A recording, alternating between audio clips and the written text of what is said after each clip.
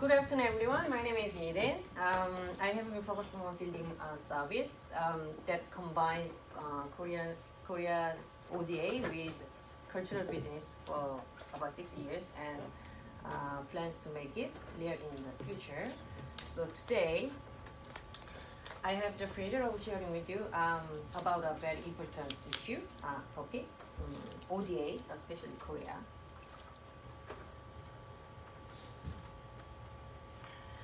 ODA is defined as government aid designed to promote the economic development and welfare of developing countries.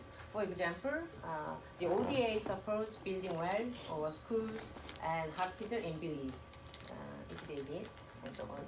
This term is also called international aid, foreign aid, overseas aid, development aid, and also all OECD members should participate in the ODA.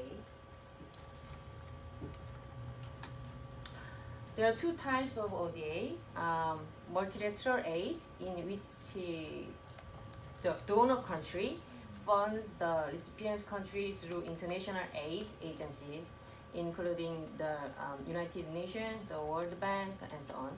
And bilateral aid, in which the donor country directly fund the recipient country.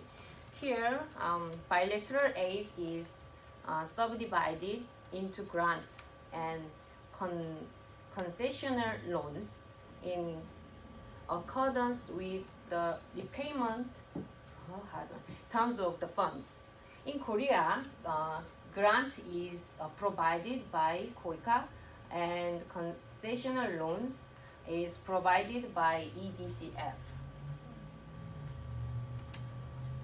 In other words, grant means free to the recipient country.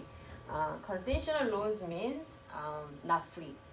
They have to repay the fund to the donor country. So, did Korea receive more grants in the past or more conditional loans for developing? I have a question to you. Yeah, yes. So Korea received more conditional loans. As you can see, grant was 7 billion, which was 17%, and concessional loans was 37%. 37 billion, which was 84%. So Korea was able to achieve economic growth thanks to the concessional loans. So this is the reason why concessional loans in Korea's ODA is much larger than grants now. But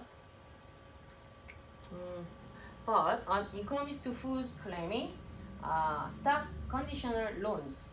Why would he oppose the conditional loans? Let me show you a video.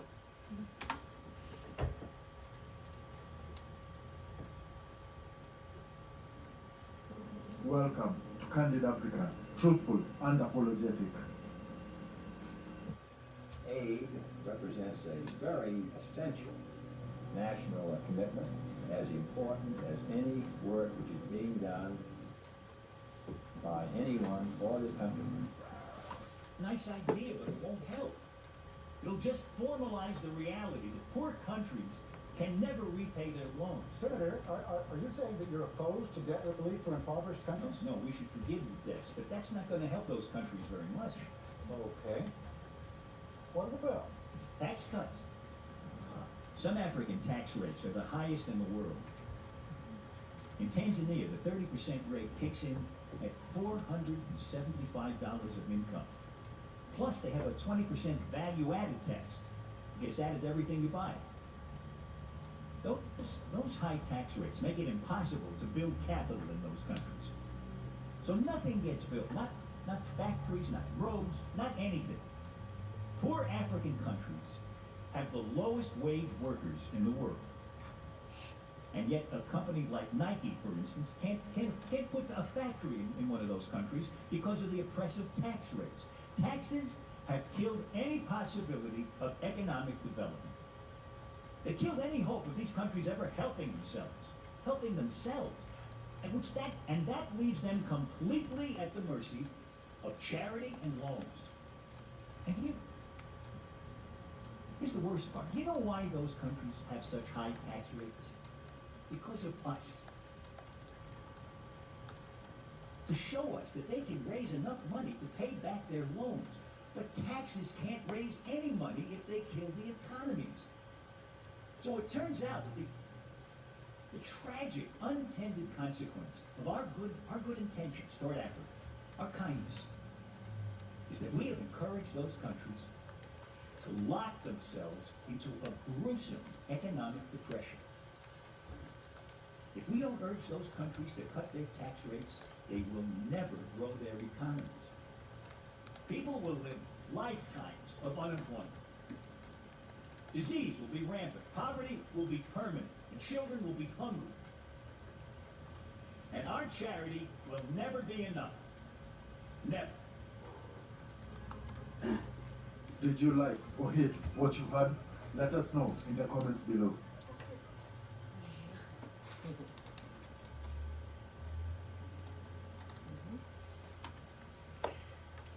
So through the video, because you know why is Africa still unable to escape? Over the past few decades, more than 1 trillion in aid has been provided to Africa, but many Africans are still in poverty. This is not only Africa's problem. John Bertrand Aristides, the president before and Catholic priest of Haiti, the poorest countries in the world, asked us in his book, Eyes of the Heart, if 34 cents out of $1 were to go back to the country that provided aid, how much money could we spend on farmers and water in this country? So I'd like to talk about where should Korea's ODA go?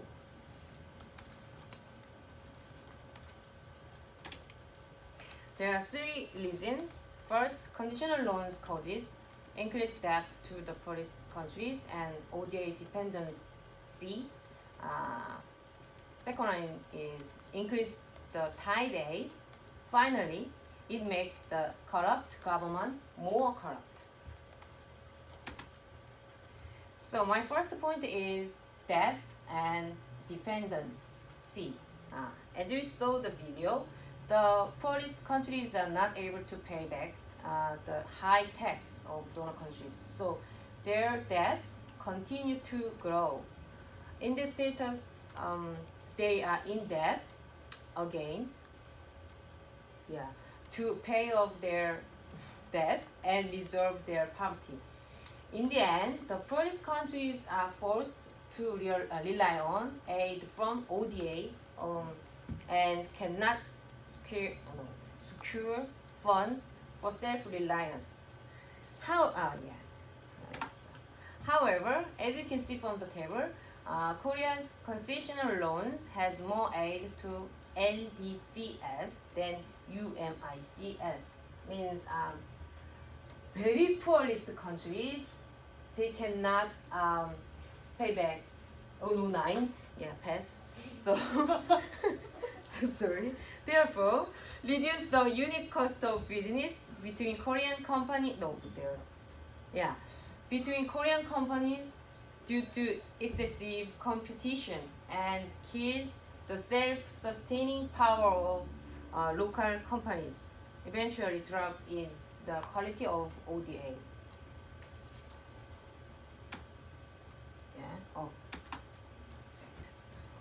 In fact, according to Ministry of Economy and Finance information, just 10 companies that won various ODA projects between 1987 and 2004 were large Korean companies, such as Samsung, Hyundai, LG, something like that, which have brought back 50% of the total amount of money spent on development projects.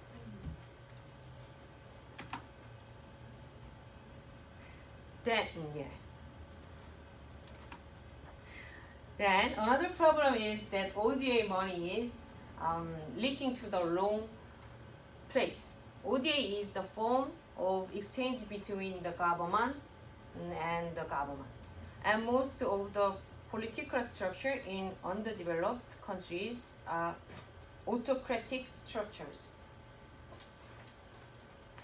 Therefore, the aid is provided through the government and a considerable amount of ODA funds is diverted to the dictator's personal property. As a result, the attractiveness of domestic and foreign investors to the recipient countries also dropped.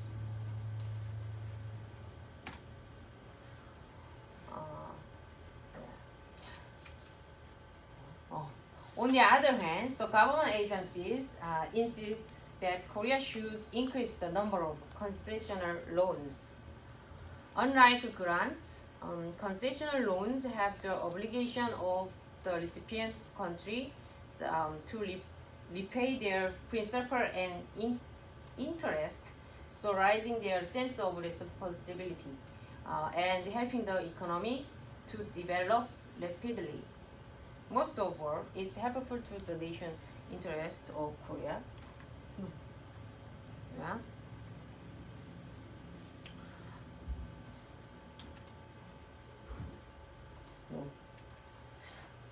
Of course, yeah, we need concessional loans. According to the World Bank, the recipient country demand developing large-scale infrastructure is 900 billion a year, which is virtually impossible to cover with all aid grants. However, the burden of non-repayment goes to the people of the recipient countries, and eventually they are desperate because of the heavy burden.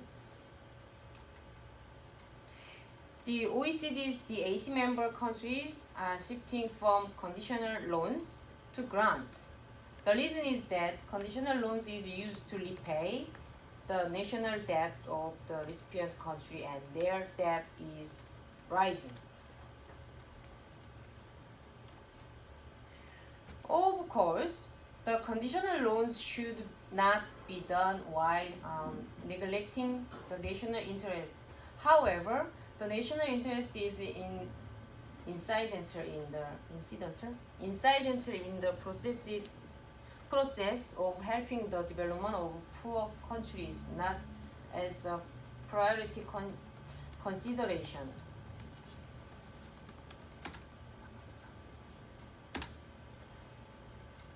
To sum up, right? Okay, to sum up, conditional loans causes first increased debt and ODA dependency.